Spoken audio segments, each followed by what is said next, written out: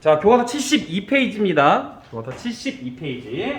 자, 서유럽 사회가 크게 변화하게 되는데 로마가 멸망을 하게 돼요. 그 이유는 게르만족이 이동해 왔기 때문이에요. 자, 게르만족의 이동에는 크게 두 가지가 있는데 교과서상에 하나밖에 안 나오지만 저희 두 가지 설명해 줬습니다. 1번 훈족의 압박. 이 동쪽 지역에 있던 훈족이 계속해서 압박해 오면서 게르만족도 이동할 수밖에 없었어요. 두 번째, 인구 증가로 인한 농경지 부족. 이거. 자, 그러니까 이 두 가지는 게르만족의 이동에 가장 직접적인 영향을 주는 거. 중요하겠죠? 그죠? 자, 그 중에서도 프랑크 왕국이 제일 크게 성장합니다. 왜 프랑크 왕국이 가장 크게 성장했느냐? 1번, 이동 거리가 짧아요. 이 동네에서 이 동네 이동했어요. 강만 건넜어요.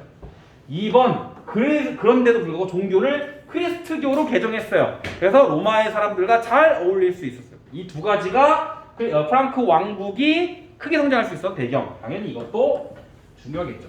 그죠?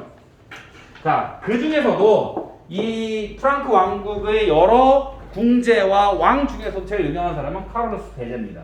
왜 그러냐? 이 카를로스 대제 업적이 무엇이냐? 서로마 제국의 영토를 대부분 회복했어요. 그래서 크리스트교 국가로 만드는 거죠. 그리고 크리스트교를 장려하게 됩니다. 정복한 땅에다가. 자, 그러니까 로마 교황 입장에서는 이 카를로스 정말 대단한 사람인데, 그래서 없어졌지만 새로 서로마 황제로 임명을 해준 거예요. 로마 교황이.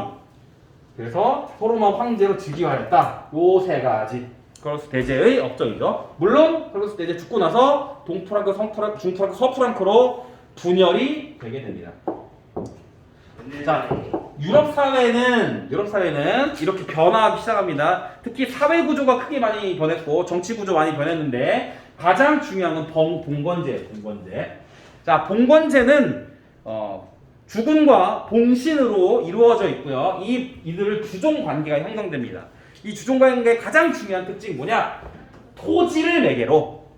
우리가 주나라의 봉건제도 얘기할 때는 혈연과 종법이라는 표현을 썼는데 여기서는 토지를 매개로 한 쌍무적 계약 관계입니다. 그러니까 서로에게 의무가 있어요. 한쪽이 의무를 다하지 않으면 자동적으로 깨집니다. 이 관계가. 그래서 쌍무적 계약 관계에 있다. 다만 땅을 받은 영주들은 자신의 왕으로부터 자신의 땅을 관리할 수 있는 모든 권리를 이어받았어요. 그게 불입권입니다. 들어올 수 없는 권리야. 자, 그래서 봉신이 실질적으로 통치를 하게 되고요. 이걸로 인해서 유럽 사회는 왕이 주도하는 사회가 아니라 각 지방이 분열되어 있는 지방 분권적인 봉건 사회가 만들어집니다. 자, 이렇다 보니까 경제 구조도 비슷하게 갑니다. 영주가, 땅을 가진 자가 그 주변 지역 일대를 관리하는 장원의 형태로 바뀌게 돼요. 여기에 사는 사람들은 농노라고 불렸고요. 정확하게는 부자유, 소작인 이렇게 보면 됩니다. 말 그대로 부자유, 자유롭지 않아. 이동의 자유는 없어. 그렇지만 소작인이야. 그러니까 노비는 아닙니다. 노예는 아닌 거예요.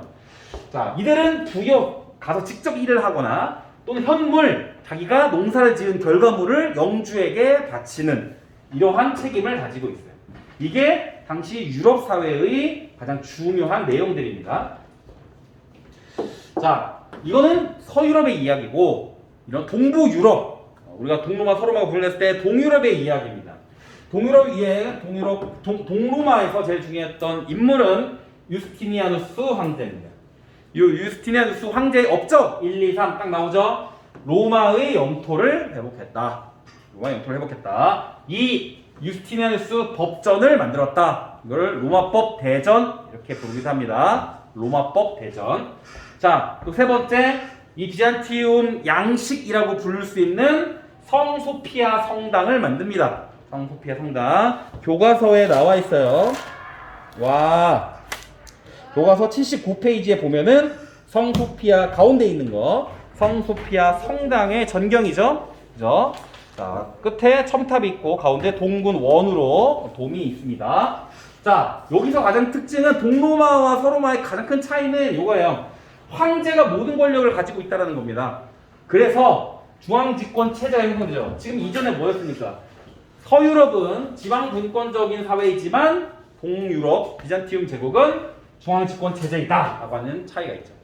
이러다가 교회마저도 동로마 교회와 서로마 교회가 분열되게 되는데 그것은 레오 3세가 성상 숭배 금지령을 내리면서 발생합니다. 그래서 동유럽에서 그러니까 동로마에서는 성상 숭배 금지를 했고 서로마 이 교회에서는 이것을 지킬 수 없다라고 해서 두 개가 분리가 되는 거예요.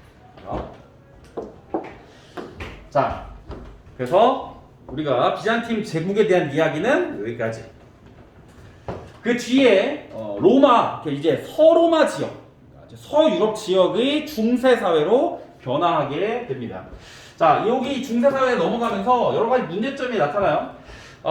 당시 로마 가톨릭 교회가 부패가 일삼고 그리고 타락하는 문제가 발생하니까 자체적으로 안 되겠어. 우리 빨리 이거를 개척하자. 이걸 개혁하자라는 움직임이 일어났습니다. 자, 그래서 그러면 더 강력한 뭔가를 가져야 돼. 그래서 이 서임권, 성직자를 임명한 권리인 서임권을 교황이 이것을 행사하려고 하니까 제후들, 왕들, 이 세속 군주들은 안 된다. 이거는 내 거다. 서로 분쟁이 일어나겠죠. 이때에 그레고리우스 7세, 교황 그레고리우스 7세가 이에 대해 반발했던 황제 하일리 4세를 파문하는 일이 벌어져요. 그래서 하일리 4세가 가서 눈밭에 가가지고 막 제발 황제님, 교황님 만나게 해주셔서 싹싹 빌죠. 그 사건이 카노사의 굴욕입니다. 이 카노사의 굴욕이라고 하는 사건은 서인권을 두고 교황과 군주의 대립에서 누가 이겼다?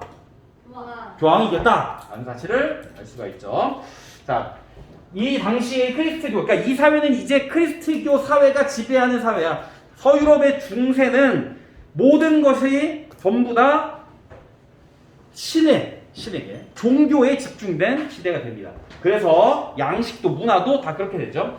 자, 첫 번째는 로마네스크 양식이 나오면 여기는 돔형 천장에 반원 아치를 가지고 있다는 게 특징이에요. 돔형은 이제 동그랗다는 얘기예요. 천장이 동그랗다는 얘기예요. 자, 그 다음 시대는 고딕 양식이 등장합니다. 이거는 하늘을 향한 열망을 표현한 거예요. 그래서 뾰족한 첨탑, 그리고 스테인드 글라스, 유리를 쪼개서 색깔을 넣어서 만들어낸 이런 예술 작품들. 자, 이런 것이 등장하는 게 특징이죠. 그래서 여러분들은 이게 뭘 배워야 뭘 이해해야 되냐면은 요겁니다. 요 표예요. 이 표 굉장히 중요하겠죠? 자, 중세 서유럽에서는 로마 가톨릭을 믿고 지방 분권적인 봉건제 나오고 경제적으로 장원제도가 나옵니다. 농노가 있고요. 지금 건축 양식의 로마네스크와 고딕 양식 설명을 했어요. 그런데 동유럽 쪽 다리 간다 그랬죠. 거기는 그리스 정교가 있고 그리고 황제가 모든 걸 가지는 중앙집권 체제, 그리고 동서무역으로 상공업이 발달하게 됩니다. 그래서 장원 중심의 농업과는 차이가 있죠.